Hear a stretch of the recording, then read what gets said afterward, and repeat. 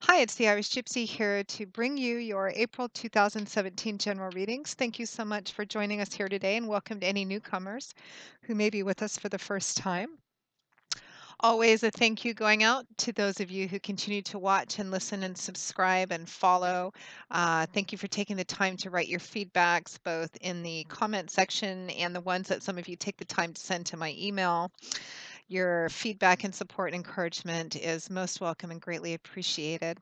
And thank you to those of you who continue to reach out for personal one-on-one readings too and keep me so busy, and to my regular clients as well, particularly in sending that feedback in how the readings continue to play out in your lives. And if any of you are interested in a reading with me, you haven't read with me before, you can click on the little about or description button on my YouTube channel's homepage, which will give you a little more detail and has my email address. You can email me directly at Maggie, the number one, McGuire at gmail.com. I would be most happy to work with you. I do a variety of types of readings, year overviews, compatibility readings, love and romance, career and finance. Uh, and current turnaround time is anywhere from a few days upwards of 2 weeks. But since I do readings full time, 6 days a week, I'm usually able to get back with you quite quickly and almost always set up a reading live or recorded within a 2 week period of time. So if you're interested, send me an email. We'll go from there. Remember, these are general readings. There's many of you watching, so of course they're not going to mean the same thing to the same degree for everyone watching. Uh, so make sure to check your rising and your moon sign videos as well. They may resonate a little more predictively for you or just provide you with additional clarity and insight into what's going on in your lives. So it's always a good idea to watch all three if you know them and if you can. I continue to use the Gilded Tarot by artist Cyril Marchetti, drawing the customary 8 cards for the month with an additional ninth card from the bottom of the deck representing overall energy and advice. So enough of that. Let's get right into this reading. This is for Cancer, the water sign of Cancer for April 2017. Cancer. Cancer the crab. What's in store for Cancer? The water sign of Cancer for April 2017.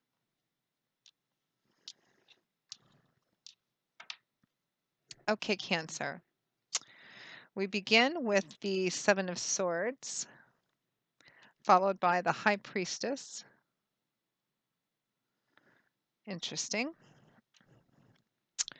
We have the Eight of Pentacles, followed by Judgment. We have the King of Cups, followed by the Ten of Wands.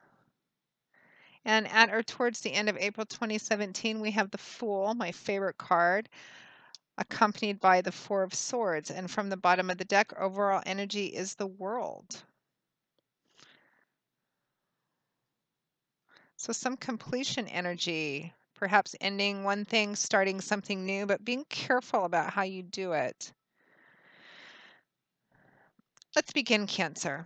This first combination of cards is interesting. We have the Seven of Swords, followed by the High Priestess. Swords is air energy, mental, cerebral, intellectual energy. The Suit of Swords is more about thought and less about emotion. It's words, ideas, how we communicate them, perspectives, outlooks, belief systems. It's all about what goes on up in here. The Seven of Swords is a card commonly referred to as the thief card. It can represent being stolen from or stealing from someone else in a tangible way, finances, money, property. It fundamentally represents deception, secrecy, lies, things being hidden, or having to be stealthy too. This can also represent needing to do something in secrecy or feeling like you need to do something in secrecy or being very kind of clever and hidden about it. Um, or it can represent someone stealing from you or leaving you feeling taken advantage of or exploited in some way, and vice versa as well. Now, it's paired with the High Priestess, which is a major arcana card, beautiful energy, very spiritual and intuitive, because the High Priestess is. This is about really connecting with and trusting in your gut instinct, your intuition. Pay attention to any dreams, any signs or messages you feel you might get, flashes of insight or clarity, kind of really relying on that deep intuitive sense, that gut instinct. So this combination of cards, I feel like the story's going to split off a few different ways because there's so many of you watching. For some of you, and I feel like what this is about probably for a lot of you has something to do with job, career, work, finances, that tangible world, see, touch, feel things. You may have found out something may be going on perhaps in your workplace or with a project of some kind that's not quite above board. Or you suspect something's not quite right. Some of you may feel like you're being taken from or taken advantage of. And it's all about trusting in your instincts and intuition about this as well. Some of you may have the opportunity or may be in a situation where you're tempted to do something deceptive, illegal, sneaky somehow, if not that you've discovered something going on or you feel like something like that is going on. And again, it's about trusting your instincts and your intuition in this, because for some of this is going to vary. For some of you, this is going to be just doing something in secret or doing something kind of behind the scenes, being very careful about how you go about doing something, trusting in your instinct and intuition to lead you. And for some of you, it's about whether to get involved in something which is not quite above board, or you've discovered something which is not quite above board. It could be actual theft as well. It's going to vary depending on, who's watching. But there's a sense of letting your instinct and your intuition be your guide in this. Now, next to that, we have the Eight of Pentacles, followed by Judgment. So the Eight of Pentacles is the card I referred to as the worker bee card. Pentacles is earth energy, and this energy of the suit of Pentacles often manifests itself in earthly, tangible, material things in the world we live in, like finances, money, property, real estate, job, career, things we can see and touch and feel. The Eight of Pentacles is the card of being pretty successful in building up a pretty solid step-by-step foundation for yourself because of your dedication, your perseverance, your commitment to detail, your commitment period. It can represent working a lot, getting up early, staying up late, but you have a dream, a goal, you're building up a foundation for something and being very successful at it, hard work. Now, it's paired with Judgment. Judgment is a major arcana card, and it's a call to action. It asks you to carefully look at a situation, carefully weigh it out, consider the pros and cons, look at every aspect of it. Action is required here, but it's being careful about what you do and taking the time to kind of look very carefully at everything, and again letting your instinct and intuition guide you as well. There's an air of finality about Judgment, meaning that whatever you choose, whatever you decide, whatever you set into motion, is going to be difficult, if not impossible, to reverse or come back from. So again, carefully consider before you decide on something, before you set something into motion, because it's going to set the stage for something for quite some time. And that something it could be a job, a workplace situation, a project of some kind, an investment or financial deal of some kind. Again, there is this element, there could be of deception or secrecy, either on your part or somebody else's part. Be very, very careful in how you navigate through this. Now, moving on, we have the King of Cups, accompanied by the Ten of Wands. So the King of Cups would reflect an older, mature, reflective individual. It's showing up as a male, as the king here, but there's so many of you watching, it could be female as well. Likely water sign, Cancer, Pisces, Scorpio, sun, moon, or rising.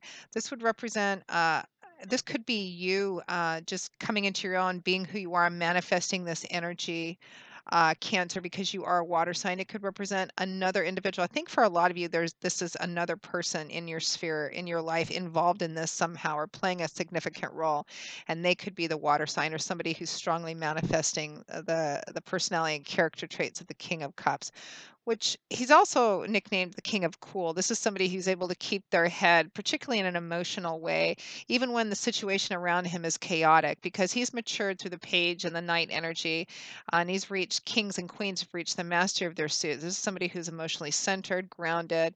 He's able to kind of keep that calm, that peace, even when things around him are not, to keep his head even when everybody else is losing theirs. He's nurturing and supportive, but he doesn't allow his emotions or feelings to rule him either. He's balanced and grounded. Um, and this is either you and or somebody else like this who's in your sphere that you're going through this with.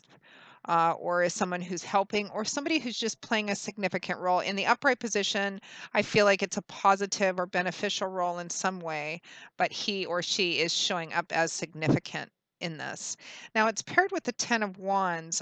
Fire energy is the element that governs the suit of Wands, and it's a dynamic suit. It's about creating, manifesting, building, forward moving, change, action, power. Tens represent the end of a cycle, however, the coming full circle, the achievement of something. So the Ten of Wands represents something that you've been doing for a while or carrying for a while or working at for a while. It could be a cross you've had to bear, a burden you've been struggling with, perhaps something which started out nice but has become just heavy and cumbersome and a real burden. It's it's coming to a close, or it needs to come to a close. It represents being at the end where you can lay this burden down, or you need to lay this burden down and let go of it and walk away from it. But it does represent something coming to a significant end.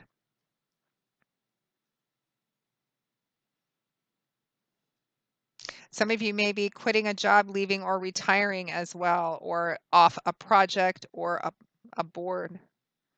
Some of you may be resigning from a board of an organization or something. I just got that. It's new beginnings at the end of the month, taking some time off too. I think some of you, you're going to need to take a step back and kind of consider this, really put some thought into this before you decide how to proceed. And taking a step back for some of you may actually be going away for a while. You may need to go on a vacation, get away.